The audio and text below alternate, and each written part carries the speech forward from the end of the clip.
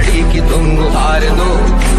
मेरे साथ है भारतीय जनता पार्टी मेहरौली जिला प्रभारी छत्रपाल सिंह वाल्मीकि।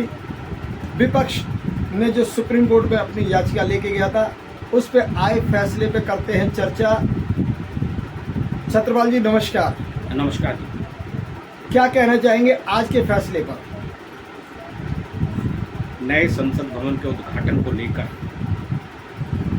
कुछ अवसरवादी राजनीतिक दलों ने, जिसमें कांग्रेस, तृणमूल कांग्रेस, शिवसेना, अरविंद केजरीवाल, असदुद्दीन ओवैसी, समाजवादी पार्टी, ऐसे सब लोगों ने मिलकर के एक वकील को सुप्रीम कोर्ट भेजा और नए संसद भवन के उद्घाटन पर उसको विवादित बनाने के लिए।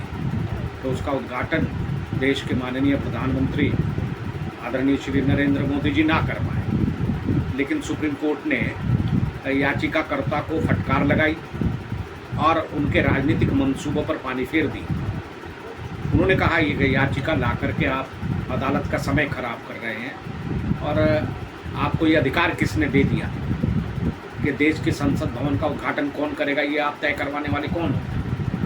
और ये याचिका आपकी समय खराब कर रही है संसद का, क्यों ना आपके ऊपर जुर्माना लगा दिया जाए। जब सुप्रीम कोर्ट ने इस प्रकार, माननीय सर्वोच्च न्यायालय ने इस प्रकार से कहा, तो याचिकाकर्ता ने कहा जी मैं अपनी याचिका वापस ले लेता हूँ, न तुम्हारे ऊपर जुर्माना क्यों ना लगा दिया। कि नहीं ऐसा ना करें।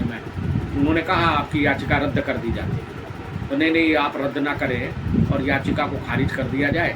तो जिससे कि और मैं सुप्रीम कोर्ट ने ये भी कहा, माननीय सर्वोच्च न्यायालय ने, कि आप दिल्ली हाई कोर्ट नहीं जाएंगे आप इस याचिका को लेकर के, अदरवाइज़ मैं इस याचिका को हम रद्द कर देंगे। तो उन्होंने इसी प्रकार की बात कही। तो ये स्थिति है कि सारे मामले को विवादित बनाने के लिए सुप्रीम कोर्ट गए। ये राजनीतिक दल जो देश के अंदर ये सब विवाद पैदा करके रखना चाहते हैं और इनका केवल और केवल एक ही उद्देश्य है, नरेंद्र मोदी का विरोध।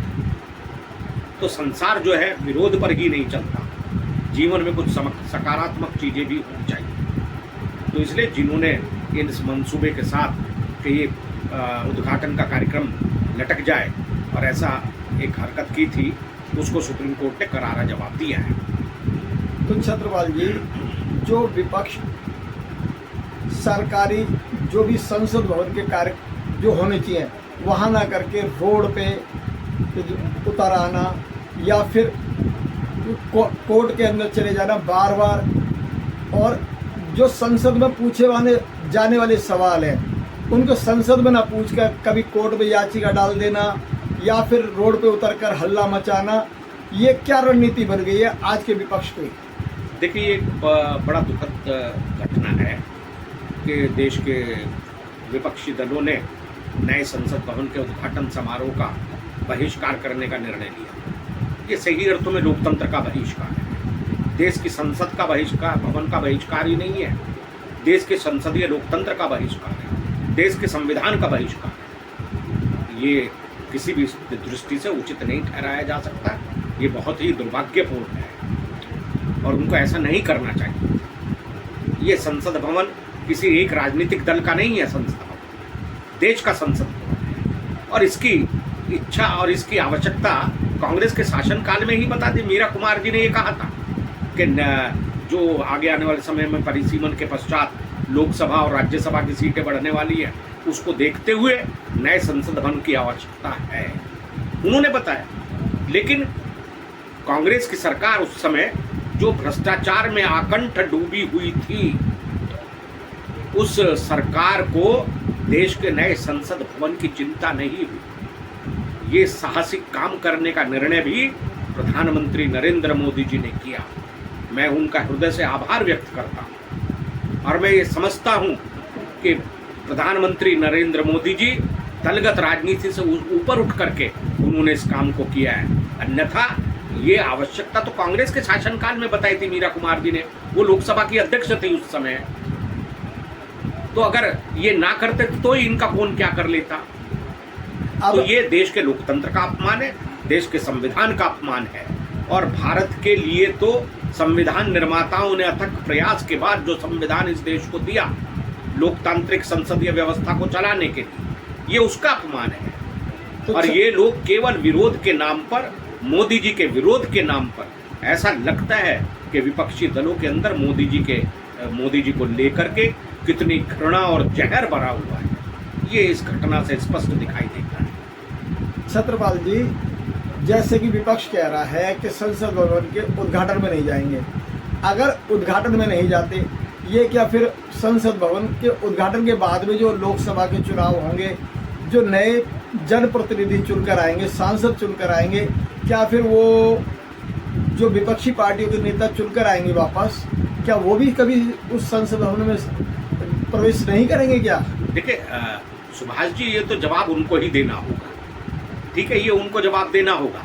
नया संसद भवन बन रहा है, देश की आवश्यकताओं के अनुसार बन रहा है, नया परिसीमन होना है लोकसभा का, उसके कारण राज्यसभा की भी सीटें बढ़ेंगी, लोकसभा की भी सीटें बढ़ेंगी, उनको कहाँ बैठाया जाए? तो ऐसी आवश्यकता तो कांग्रेस के ही शासनकाल में ये बात कही गई। तो प्रधानमंत्री नरेंद्र मोदी जी ने इस कार्य को करने का भार अपने कंधों पर लिया, और ये एक बड़ा साहसिक कदम था। कांग्रेस के शासनकाल में कोई हिम्मत नहीं जुटा पा रहा था, वो तो केवल और केवल एक ही काम कर रहे थे कि कैसे देश को लूटा जाए। क्या आप ये कहना चाहते हैं कि जो भी कांग्रेस ने योजनाएं बनाई, सिर्फ कागजी योजनाएं बना के रखी, उन्हें धरातल पर उतारने की कोई कोशिश नहीं की? स्पष्ट है ना, स्पष्ट है। चाहे लोकसभा की अध्यक्ष मीरा कुमार जी कब ये आवश्यकता बता दी गई थी?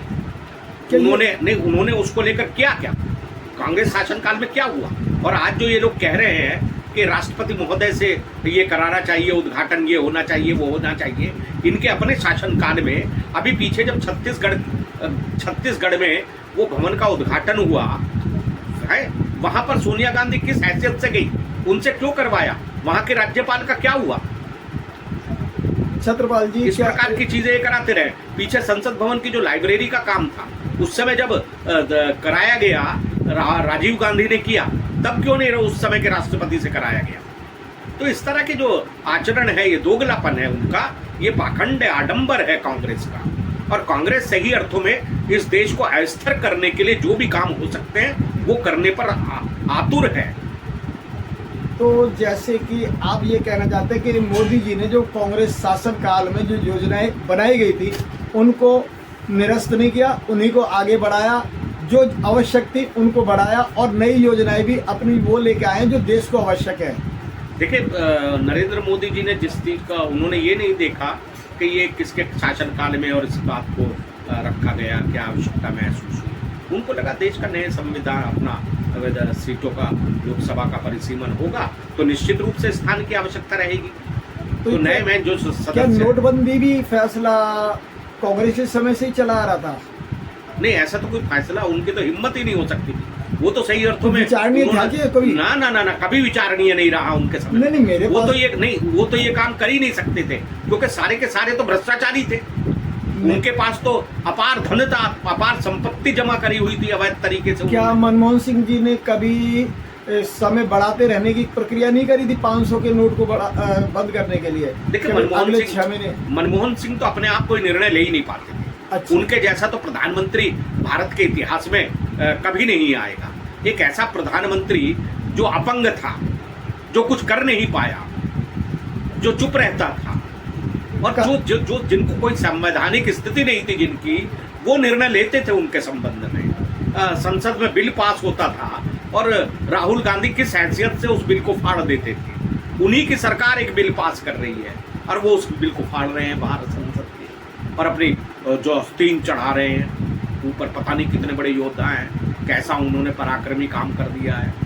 देश की संसद ने जो बिल पारित किया, उस देश की संसद के बिल को फाड़ करके और कौन से लोकतंत्र का मान बढ़ा रहे हैं, संविधान की क्या सम्मान बढ़ा रहे हैं।